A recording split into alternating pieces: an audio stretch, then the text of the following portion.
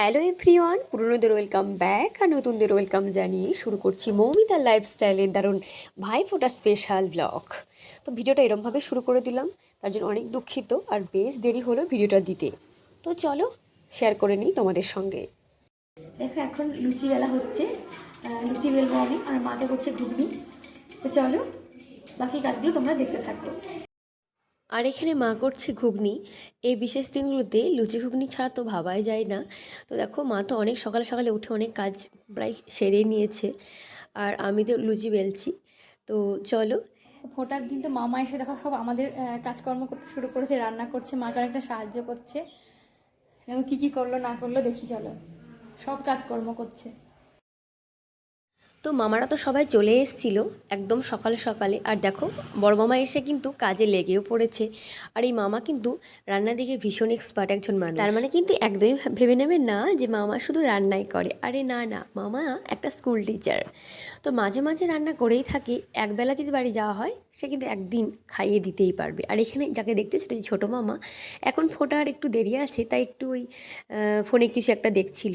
আর চলো এবার তোমাদেরকে দেখাবো আমার এই যে মেজো মামার কথা।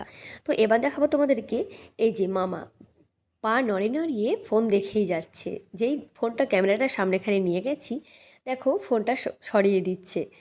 তো এই যে একটু ফোঁটার দেরি আছে, আর ফোঁটাটা এবছর এরকমই বারবেলার একটা ব্যাপার ছিল, তার জন্য কিন্তু সবাই একটু বেশ সব কিছু স্টান টান করে আবার কিন্তু শুয়ে পড়েছে, কেউ খেলা দেখছে। এই হচ্ছে ব্যাপার। তবে একটা ভালো দিক, একটু সময় পাওয়া গেল। আর এবার দেখো আমার ভাই আর আমি বসে পড়ি। তো আমার মতো কে কে আছে বলো তো, যে প্রণাম নিতে কিন্তু একদমই পছন্দ করি না। আর এই যে মনে হয় যে প্রণামটা হয়তো আরও বড় কোনো মানুষের জন্য। সত্যি কথা বলতে গেলে আমি ভাবি এখন আমি প্রণাম নেওয়ার যোগ্য হইনি। আর ভাই কিন্তু প্রত্যেকবারই ফোঁটার দিন আমাকে প্রণাম করতে আসে। তো তাও বলে তুই আমার নিজের দিদি, তোকে কেন প্রণাম করবো বলতো। তো দেখো সবাই সামনে ছিল, তার জন্য কিন্তু ও মানে করতে যাচ্ছিল প্রণাম, কিন্তু আমি একদমই নিতে চাইছিলাম না। তো যাই হোক, তো এই সুন্দর মুহূর্তগুলো কিন্তু খুব দামি আমার কাছে, মানে সবার কাছেই। দুর্গা পুজো, জগদ্ধাত্রী পুজো, কালী পুজো সব পেরিয়ে দেখো কেমন লেগেছে ঠান্ডা আমার। তোমরা আমার ভয়েসওভার দিয়ে, মানে এখন ভয়েসওভার দিতে গিয়ে বুঝতেই পারছি, গলাটা শুনে বুঝতে হয়তো পারবে। তারপরে দেখো ফোঁটা হয়ে গেছিলো, আর তারপর আমি একটু কাজে লেগে পড়েছি। অনেক কিছু রান্না বান্না ছিল। তো এখন আমি কী কাটছি আমি ঠিকমতো বুঝতে পারছি না, হয়তো পটল কাটছিলাম, কারণ পটলের একটা সুন্দর রেসিপি মামা নিজেই করেছিল। তো দেখো আমার কিন্তু শুধু ভাই নয়, দাদা আরও অনেকের পাশের বাড়ির দাদা ভাইরা আসে ফোঁটা দিতে ছোটোবেলা থেকেই। তো আমি কিন্তু বিয়ে হয়ে গেছে, এখনও কিন্তু ওদেরকে ডেকেই ফোঁটা দিই, খুব ভালো লাগে। আর ওরাও কিন্তু খুব আগ্রহ করে ফোঁটা নিতে আসে। তো এখন দিচ্ছি দেখো ভাই দাদাদেরকে, কাকুর ছেলে হচ্ছে ওরা সবাই।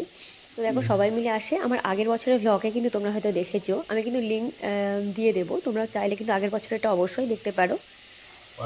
তো দেখো এখন কিন্তু ফোঁটা হচ্ছে।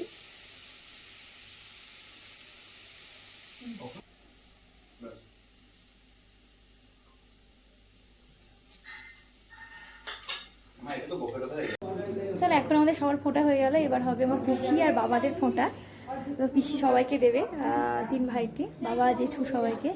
ভাই ফোঁটা এই জিনিসটা কত যে মূল্যবান একটা জিনিস বলো তো।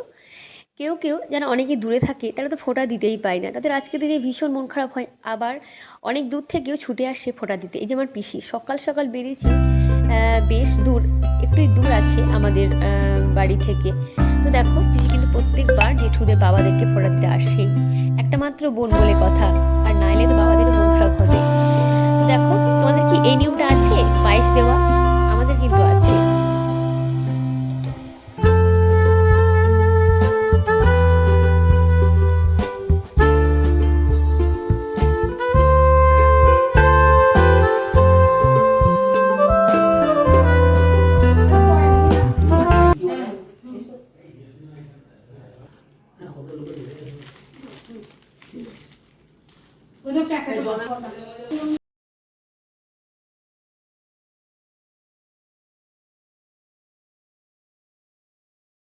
তো সব ফোঁটা দেওয়ার পর এবার বসে পড়েছে খাওয়া দাওয়া করতে। এখন সবাই মামারা খাচ্ছে। তো আজকে কিন্তু আমরা খাবো না, আমার আর ভাইয়ের নিমন্ত্রণ আছে বড় জেঠুর বাড়িতে। তো সেখানে তো বিশাল আয়োজন হয়েছে। তো চলো আমরা এবার যাব বড় জেঠুর বাড়ি। চলো আমরা যাচ্ছি এখন জেঠুর বাড়ি খেতে। এই জেঠুর বাড়িতে নিমন্ত্রণ বললাম তোমাদেরকে। তো চলো এই যে যাচ্ছি আমার সঙ্গে। চল চল চল চল। বল কেমন আছিস? দেখি তোদের তো ফেসবুকে সবাইকে দেখতেই পাই এখন। এই যে তারপরে চলে এসেছি জেঠুর বাড়ি, আর সবাই এসেছিল। এই যেই দিদিকে দেখছো আমার সঙ্গে কথা বলতে, সে কিন্তু নেদারল্যান্ডে থাকে, আর প্রত্যেক বছর ফোটার সময় কিন্তু দিদি আসে। এটা হচ্ছে আমাদের মাসির মেয়ে।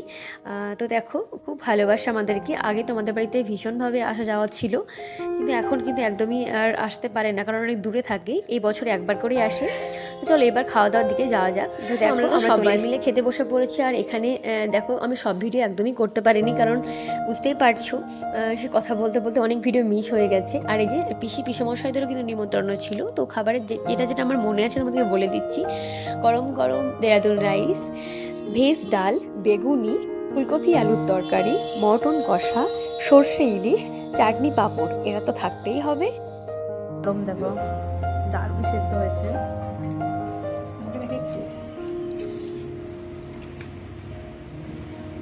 আর দিদিকে দিয়েছিলাম ভিডিও করতে, দেখলে দিদি কত সুন্দর রিভিউ দিল। তো দেখো আজকের ভিডিওটা এখানেই শেষ করলাম। কেমন লাগলো অবশ্যই জানিও। ভালো লাগলে লাইক কমেন্ট শেয়ার করতে কিন্তু একদমই ভুলো না, আর সাবস্ক্রাইব তো করতেই হবে। আমার গল্পটি ফুরালো, নোটে গাছটি মুড়ালো। তো আজকের ভিডিওটা এখানেই শেষ করছি। সবাই ভালো থাকবেন, সুস্থ থাকবেন।